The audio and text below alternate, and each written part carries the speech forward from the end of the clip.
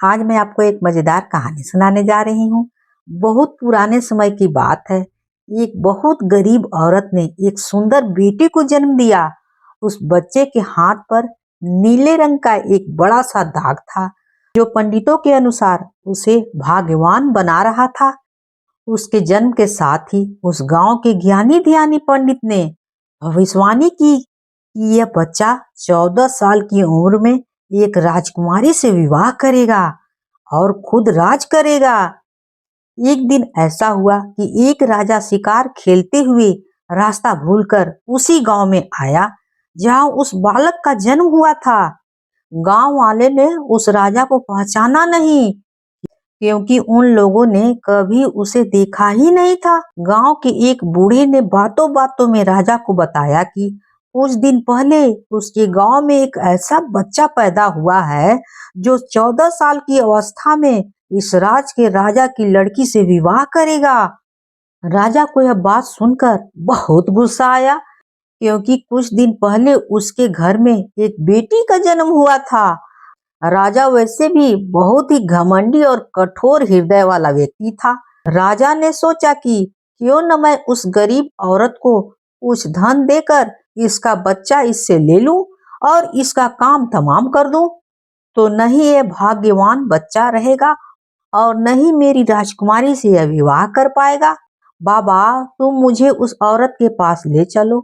राजा वहां गया। वह उस बच्चे को ठीक ढंग से नहीं पाल पाएगी। मैं उस बच्चे को अपने ढंग से पाल कर बड़ा करूंगा, राजा ने कहा। बूढ़ा उस राजा को उस भाग्यवान बच्चे के माँ के पास ले गया। राजा ने उससे अपना बच्चा देने की विनती की और बोला, तुम बहुत गरीब हो, इस बच्चे को कैसे पाल सकोगी? यह बच्चा मुझे दे दो, मैं इसे बहुत अच्छी तरह से पालूंगा। वह गरीब औरत उसे अपना बच्चा देने से इनकार करती रही। तब राजा ने उसे बहुत सा धन दिया और बोला, इस धन से तुम अपना पेट पालना। जब यह तुम्हारा भाग्यवान बेटा बड़ा हो जाएगा तो खुद ही तुम्हारे पास आ जाएगा। गरीब माँ ने सोचा, क्योंकि यह बहुत ही भाग्यशाली बच्चा है, इसलिए यह अमीर आदमी इसे लेने मेरे घर आ पहुंचा है। शायद यही ईश्वर की इच्छा है। बहुत सोच विचार के बाद उस गरीब औरत ने अपना बच्चा राजा को दे दिया। राजा ने उस बच्चे के लिए एक लकड़ी का संदूक खरीदा और उस संदूक में डालकर बहते हुए पानी में छोड़ दिया। उसने सोचा कि दम घुटने से बच्चा इस संदूक के अंदर ही मर जाएगा। वह यह सोचकर मन ही मन बहुत खुश हो रहा था कि उसने अपनी प्यारी सी बेटी को उस अनचाहे पति से बचा लिया है। मरने वाला से बचाने वाला बड़ा होता है। यही उस बच्चे के साथ हुआ। वो लकड़ी का संदूक बहते बहते एक पनचक्की में जाकर अटक गया। उस पनचक्की पर काम करने वाले नौकर ने जब वो लकड़ी का बक्सा देखा तो बहुत खुश हुआ। उसने सोचा कि उस बक्से में जरूर ढेर सारा धन होगा। उसने पानी में घुसकर इस संदूक को बाहर निकाला। जब उसने संदूक को खोला तो देखा कि गंदे से कपड़े पहने एक बच्चा उसमें सो रहा था। नौकर ने सोचा कि यह बच्चा मेरे किस काम का, क्यों न मैं इस बच्चे को पंचक्की के मालिक के पास ले जाऊं। वह जरूर इसे अपने पास रख लेगा, क्योंकि उसका अपना कोई बच्चा नहीं है। ऐसा सोचकर वह नौकर उस बच्चे को अपने मालिक के पास ले गया। पंचक्की का मालिक उस बच्चे को देखकर बहुत खुश हुआ। उसने सोचा कि शायद ईश्वर ने उसकी पत्नी की प्रार्थना सुन ली है और इस बच्चे को उसके पास भेज दिया है। उन दोनों पति पत्नी ने बड़े प्यार और लगन से उस बच्चे को पालन करना शुरू कर दिया। जैसे जैसे वो बच्चा बड़ा होता गया, उसके चेहरे पर तेज आता गया। उसे कोई भी देखता तो देखता ही रह जाता। एक दिन एक घटना ऐसी घटी जिसने उस बच्चे के जन्म के समय भविष्यवाणी को सच्चा सिद्ध कर दिया था। राजा किसी काम से उसी रास्ते से बाहर जा रहा था जिस रास्ते पर वह पंचक्की थी। रास्ते में अचानक बहुत बड़ा तूफान आ गया, तो राजा को उस पंचक्की के पास रुकना पड़ा। राजा ने उस सुंदर से युवक को दुकान पर बैठे देखा तो उस पनचक्की के मालिक से पूछा, क्या यह तुम्हारा बेटा है? यह तो बहुत ही सुंदर है। चक्की का मालिक बोला, हाँ, यह मेरा बेटा ही है, क्योंकि हमने ही इसे पाल पोस कर बड़ा किया है। आज से करीब 14 साल पहले यह बच्चा हमें एक लकड़ी के संदूक में मिला था। यह बात सुनते ही राजा को पुरानी बातें एकदम तरोताजा हो गई। उसे चक्की की मालिक की बात सुनकर बहुत ही आश्चर्य हुआ कि वह बच्चा, जिसे वो मरा हुआ समझ रहा था, अब तक जिंदा है। उसने उस लड़के को खत्म करने की तरकीब फिर सोची। वो पंचक्की के मालिक से बोला, क्या आप इस लड़के को मेरा एक काम करने की आज्ञा दे सकते हैं? मैं रानी के पास एक पत्र भिजवाना चाहता हूँ। यह पत्र बहुत ही जरूरी है। मैं इस काम के लिए इसे सोने के 2 सिक्के दूंगा। लड़के ने फौरन हाँ कर दिया और चक्की का मालिक भी उसे भेजने के लिए तैयार हो गया। राजा ने झट से अपनी रानी को एक पत्र लिखा। उसने लिखा, जैसे यह लड़का तुम्हारे पास मेरा यह पत्र लेकर पहुंचे, तुम इसे मरवा देना और महल से दूर इसे दफना देना। यह सब कुछ मेरे वापस आने से पहले ही हो जाना चाहिए। इतना लिखने के बाद उसने मुहर बंद कर दी। वह पत्र उस लड़के को दे दिया। लड़का उस पत्र को लेकर राजमहल की ओर चल दिया। वह आज तक अपने घर से कहीं बहुत दूर कभी नहीं गया था, अतः राजमहल का रास्ता नहीं ढूंढ सका और जंगल में ही भटकने लगा। शाम ढल चुकी थी। तभी अंधेरे में उसे दूर से ही रोशनी आती दिखाई दी। वह दौड़कर उस रोशनी की तरफ गया तो देखा कि वहां पर एक छोटा सा कच्चा घर था। उस घर में कोई दरवाजा नहीं था। जब वह उस घर में घुसा तो उसने देखा कि एक बूढ़ी औरत आग जलाए बिल्कुल अकेली बैठी है। वो औरत उस लड़के को अपने सामने देखकर डर गई। उसने लड़के से पूछा, बेटा, तू कहाँ से आ रहा है और तुझे कहाँ जाना है?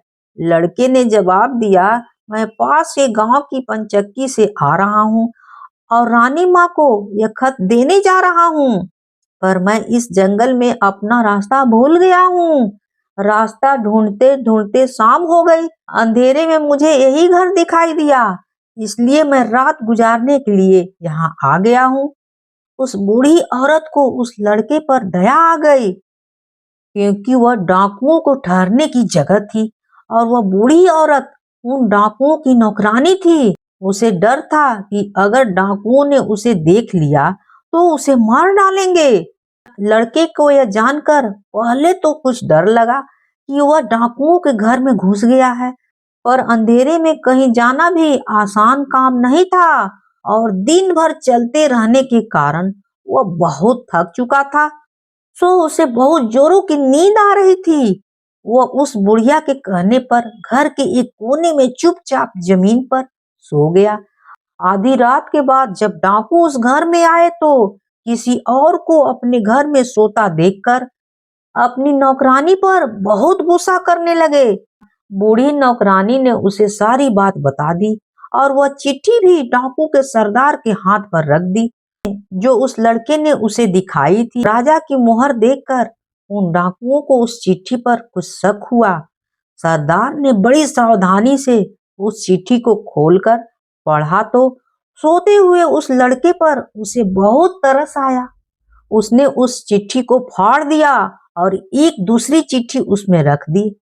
उस चिट्ठी में लिखा था, जैसे ही यह लड़का राजमहल में पहुंचे, तुम इस लड़के से अपनी राजकुमारी का विवाह कर देना। यह काम मेरे वापस आने से पहले पूरा हो जाना चाहिए। यह खत उन्होंने उस लड़के के सामने रख दिया और सुबह होने से पहले ही डाकू वहां से चले गए। सुबह जब वह लड़का सोकर उठा तो उस बूढ़ी ने उसे कुछ जलपान कराए। फिर वह लड़का राजमहल की ओर चल पड़ा।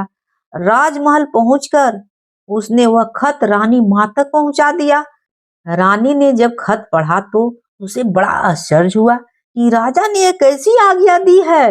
एक अनजान लड़के से वो अपनी राजकुमारी का विवाह कर दे। खत पर राजा की मुहर लगी हुई थी, अतः यह कोई धोखा भी नहीं हो सकता है। राजा के वापस आने से पहले ही उसे अपनी बेटी का विवाह इस लड़के से करना था। रानी ने लड़के को पास बुलाया।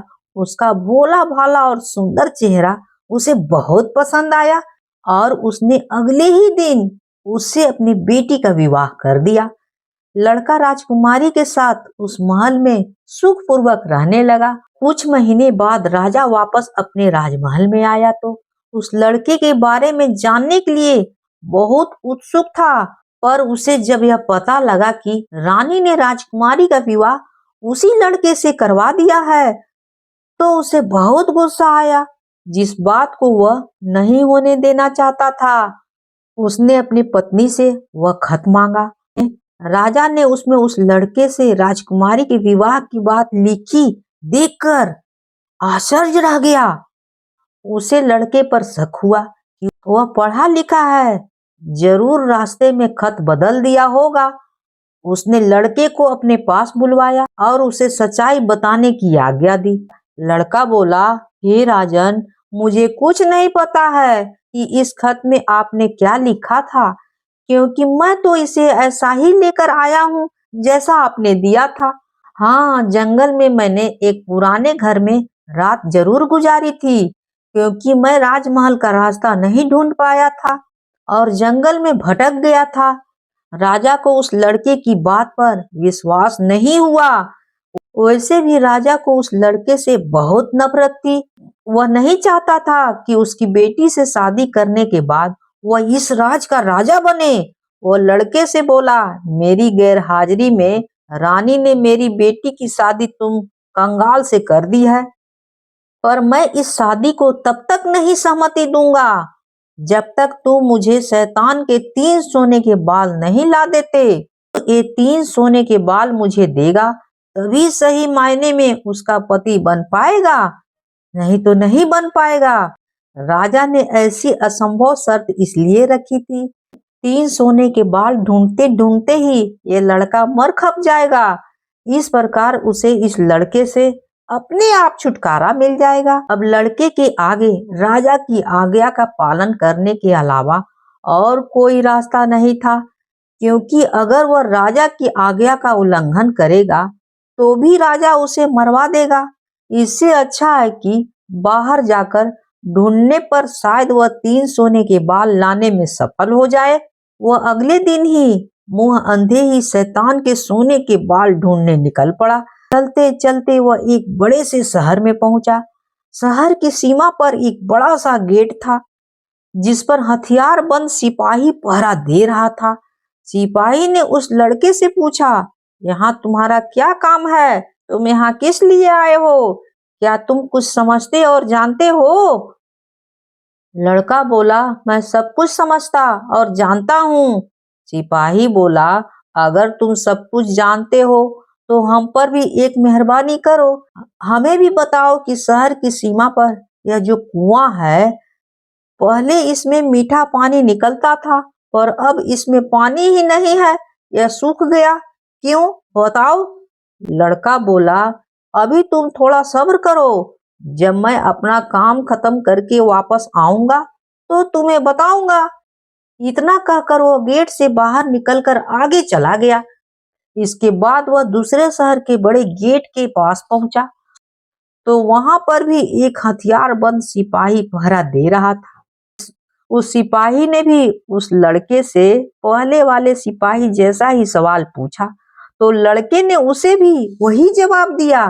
सिपाही बोला, अगर तुम सब कुछ समझते हो और जानते हो तो कृपा करके मुझे इतना बताओ कि इस शहर की सीमा पर जो सेव का पेड़ लगा है, उससे पहले सोने के सेव लगते थे और अब यह पूरी तरह से सूख गया है। अब इसमें पत्तियां भी नहीं लगती हैं, ऐसा क्यों बताओ? लड़का बोला, थोड़ा इंतजार करो, अपना काम पूरा करके आने पर मैं इसका जवाब तुम्हें जरूर बताऊंगा। इतना कहकर वह आगे चल दिया और चलते चलते तीसरे शहर की सीमा पर पहुंचा तो वहां पर एक बड़ी सी नदी थी, जिसमें एक छोटी सी नाव थी और एक नाविक उस पर बैठा था। नाविक ने उससे पूछा, तुम यहाँ क्यों आए हो और यहाँ के बारे में क्या समझते जानते हो, बताओ? लड़का बोला, मैं सब कुछ जानता हूँ। नाविक बोला, अगर तुम सब कुछ समझते और जानते हो तो कृपा करके मुझे बताओ कि आने जाने के इस काम से मुझे छुटकारा कैसे मिलेगा। लड़का बोला, इस सवाल का जवाब मेरे वापस आने पर तुम्हें जरूर मिलेगा, पर पहले तुम मुझे नदी पार कराओ। नाविक ने उसे अपनी नाव पर बैठाकर दूसरे किनारे पर छोड़ दिया। जैसे ही वह नदी के दूसरे किनारे पर गया, उसे वहां नीचे की ओर जाने वाला कच्चा और अंधेरा सा रास्ता दिखाई दिया। वह उसी रास्ते पर चल पड़ा। काफी नीचे पहुंचने पर उसे एक बूढ़ी औरत आंगन में बैठी हुई दिखाई पड़ी। जैसे ही उसने उस घर में प्रवेश किया तो उस बूढ़ी औरत ने उससे पूछा, अरे बच्चे, तू कौन है और यहाँ क्यों आया है? तुझे पता नहीं कि यहाँ पर शैतान रहता है? लड़का बोला, मैं ठीक जगह पर आ गया हूँ। अब तुम मेरी सहायता करो। मुझे शैतान के सिर के 3 सोने के बाल चाहिए, नहीं तो मुझे मेरी पत्नी वापस नहीं मिलेगी। बूढ़ी औरत बोली, बेटा, यह तो तेरी बहुत ही बड़ी मांग है। इसे पूरा करना इतना आसान नहीं है। जब राक्षस घर वापस आकर तुझे यहाँ देखेगा तो कच्चा चबा जाएगा। इसके लिए मुझे ही तेरी रक्षा करनी पड़ेगी। उस बूढ़ी औरत को लड़के पर तरस आ गया। उसने चीटा बनाकर उसे अपनी स्कर्ट की चुन्नी में छिपा लिया। लड़का बोला, बूढ़ी माँ, मुझे आपसे 3 सवाल के जवाब भी पूछने हैं। पहला सवाल है, एक कुआं जिसमें पहले शरबत की तरह मीठा पानी निकलता था, आजकल क्यों सूख गया है? दूसरा सवाल यह है कि एक सेव का पेड़ जिस पर पहले सोने का सेव लगते थे, अब उस पर पत्ते भी नहीं लगते हैं, वह पेड़ क्यों सूख गया है? तीसरा सवाल यह है कि एक नाविक को क्यों हमेशा इधर उधर जाना पड़ता है, उसे इससे छुटकारा क्यों नहीं मिलता? बूढ़ी औरत बोली, ये 3 बड़े कठिन सवाल हैं। इन सवालों के जवाब भी हमें राक्षस से ही मिल सकते हैं। मैं तेरे लिए यह कोशिश भी जरूर करूंगी, पर अब तू चुपचाप छुप जा, नहीं तो जिंदा नहीं बच सकता है, समझे? शाम को राक्षस घर पहुंचा। अंदर घुसते ही उसने शोर मचाना शुरू कर दिया। मुझे अपने घर में किसी मनुष्य की गंध आ रही है। आज जरूर कुछ गड़बड़ है। यहाँ कौन आदमी आया है? इतना कहकर उसने पूरे घर में झांक झांक कर देखा, पर उसे कोई भी मनुष्य नहीं मिला। कि बूढ़ी औरत उस पर गुस्सा करने लगी और बोली, अभी कुछ देर पहले ही तो मैंने पूरा घर साफ किया है, मुझे तो यहाँ कोई मनुष्य नहीं दिखाई दिया। लगता है तेरी नाक में ही मानस गंध घुस गई है। चुपचाप आराम से बैठ और भोजन कर। राक्षस को जब कोई मनुष्य नहीं मिला तो उसे अपनी धाई माँ की बात पर विश्वास करना ही पड़ा। वह चुपचाप खाना खाकर वहीं जमीन पर बिछी हुई बड़ी सी चटाई पर लेट गया। लेटते ही उसे नींद आ गई। उसकी धाई माँ भी आज उसके पास बिछी हुई दूसरी चटाई पर लेट गई, क्योंकि आज उसे उस राक्षस के बालों से उसके सोने के 3 बाल तोड़ने थे। जब राक्षस नींद में जोर जोर से खर्राटे लेने लगा तो धाई माँ उस बूढ़ी औरत ने राक्षस के सिर से सोने के एक बाल उखाड़ लिया। राक्षस दर्द से कराह उठा। ओ माँ, तू यह क्या कर रही है? मेरे बाल क्यों खींच रही है? धाई माँ बोली, बेटा, मैंने अभी अभी भयंकर सपना देखा तो डर के मारे तेरे बाल पकड़ लिए। राक्षस बोला, ऐसा कौन सा सपना था जिसे तू इतना डर गई है? बूढ़ी धाई माँ बोली, मैंने सपने में देखा है कि बाजार वाला कुआं जिससे शरबत निकलता था अब सूखा पड़ा है, इसमें किसका कसूर है? राक्षस बोला, इसे सिवाय मेरे कोई नहीं जानता। उस कुएं के नीचे एक बड़ा सा पत्थर है और उसी पत्थर के नीचे एक बड़ा सा मेंढक रहता है। अगर उस बड़े से मेंढक को मार दिया जाए तो उस कुएं में फिर से शरबत निकलना शुरू हो जाएगा। इतना कहकर राक्षस फिर से जोर जोर से खराटे भरने लगा।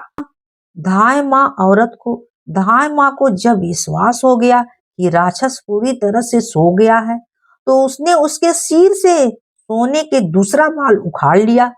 राक्षस फिर जोर से चीखा, ओ माँ, यह तू क्या कर रही है? धाय माँ बोली, बेटा बुरा मत मानो, मैंने फिर से एक अजीब सा सपना देखा था, तभी डर के मारे तेरे बाल मेरे हाथ में आ गए हैं और कोई बात नहीं है। राक्षस ने पूछा, ऐसा कौन सा सपना था जिससे तू इतना डर गई थी?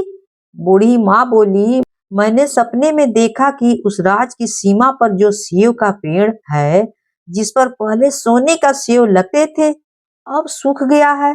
इसके सूखने का कारण क्या है? राक्षस बोला, इस पेड़ की जड़ में एक चूहा रहता है जो इसकी जड़ों को काटता रहता है। अगर उस चूहे को मार दिया जाए तो वह पेड़ फिर से सोने के सेव देने लगेगा। और अब तुम मुझे अपने सपने में परेशान मत करो, मुझे चैन से सोने दो। इतना कहकर थोड़ी देर बाद वह राक्षस फिर से जोर जोर से खर्राटे लेने लगा। जैसे ही बूढ़ी माँ को लगा कि राक्षस सचमुच में सो गया है, तो उसने तीसरी बार सोने के बाल उखाड़ लिए। अब तो राक्षस गुस्से में आग बबूला हो गया और धाय माँ को खरी खोटी सुनाने लगा। धाय माँ उसे शांत करने की कोशिश करने लगी, फिर बड़े प्यार से बोली, बेटा मैं इन अजीब अजीब सपनों का क्या करूं? अभी अभी मैंने फिर से एक अजीब सपना देखा। राक्षस बोला, ऐसा कौन सा सपना देखा? जल्दी कहो, मुझे जोर से नींद आ रही है। बूढ़ी माँ बोली, मैंने सपने में देखा कि मुझसे एक नाविक शिकायत कर रहा था कि उसे हर समय इधर से उधर जाना पड़ता है। उसे इससे छुटकारा क्यों नहीं मिलता? इसमें उसका कसूर क्या है? राक्षस बोला, वह नाविक मूर्ख है। जिस दिन वह किसी और आदमी के हाथ में अपना चप्पू दे देगा, उसे हर रोज के आने जाने से छुटकारा मिल जाएगा। इतना कहकर राक्षस फिर से अपनी चटाई पर लेट गया और खर्राटे लेने लगा। अब धाई माँ ने उस लड़के को अपने स्कर्ट से निकाला और उसे 3 सोने के बाल देकर बोली, अपने तीनों सवाल के जवाब तो तू सुन ही चुका है। अब ये ले 3 बाल और तुरंत यहाँ से भाग जाओ, नहीं तो फिर राक्षस उठेगा और तुम्हें कच्चा चबा जाएगा। लड़के को असली रूप में करने के बाद धाय माँ ने झटपट उसे घर से बाहर निकाल दिया। लड़के ने हृदय से उसको धन्यवाद दिया और अपने ससुर के राज की ओर चल पड़ा। रास्ते में उसे फिर वही नाविक और पहरा देते हुए दोनों सिपाही मिले। नाविक ने जब उसे दूसरी ओर उतारा तो वह लड़का बोला, तुम अपना यह चप्पू किसी और को हाथ में दे देना, तभी तुम्हें इस रोज रोज के आने जाने से छुटकारा मिल जाएगा। जब सिपाही को उसने उसे प्रश्न का उत्तर बताया, तो उसने बहुत सा धन एक गधे पर लाद कर उस लड़के को इनाम के रूप में दिया। वह उस धन से लदे हुए गधे को लेकर जब पहले सिपाही के पास पहुंचा, तो उसे भी उसने प्रश्न का उत्तर बताया। उस सिपाही ने भी बहुत सा धन एक गधे पर लाद कर उसको इनाम दे दिया। अब वह सोने के 3 बाल और 2 गधे पर ढेर सारा धन लाद कर अपने ससुर के घर पहुंच गया। तो उसे देखकर राजा हैरान रह गया। तीनों बाल और धन से भरे हुए 2 गधे को देखकर राजा ने उससे पूछा, तुम्हें यह इतना ढेर सारा धन कहाँ से मिला? लड़का बोला, मैं नदी के उस पार गया था, वहां मुझे बहुत सारा धन मिला है, उसमें से कुछ धन मैं अपने साथ ले आया हूँ। राजा को लालच आ गया। वह लड़के से बोला, क्या मैं भी नदी के उस पार तुम्हारी तरह कुछ धन ला सकता हूँ? लड़का बोला, क्यों नहीं, जाओ। उस नदी में नाव पर एक नाविक बैठा था जो अपनी नाव से आपको उस पार ले जाएगा, पर आप उसका चप्पू उसे लेकर नाव को खुद चलाएंगे तो नदी की दूसरी ओर पहुंच जाएंगे और ढेर सारा धन ले आएंगे। लालची राजा इतना सुनकर नदी की ओर दौड़ पड़ा। वहां सचमुच ही एक छोटी सी नाव पर एक नाविक बैठा था। राजा उस नाविक के पास गया और उसके हाथ से उसका चप्पू लेकर खुद नाव चलाने लगा। अब उस नाविक को रोज के आने जाने से छुटकारा मिल गया और राजा को उस नाविक की जगह हर समय नाव पर इधर से उधर जाने की सजा मिल गई। अगर कहानी अच्छी लगी हो तो please like share and subscribe जरूर करिएगा। कहानी होती है समाप्त।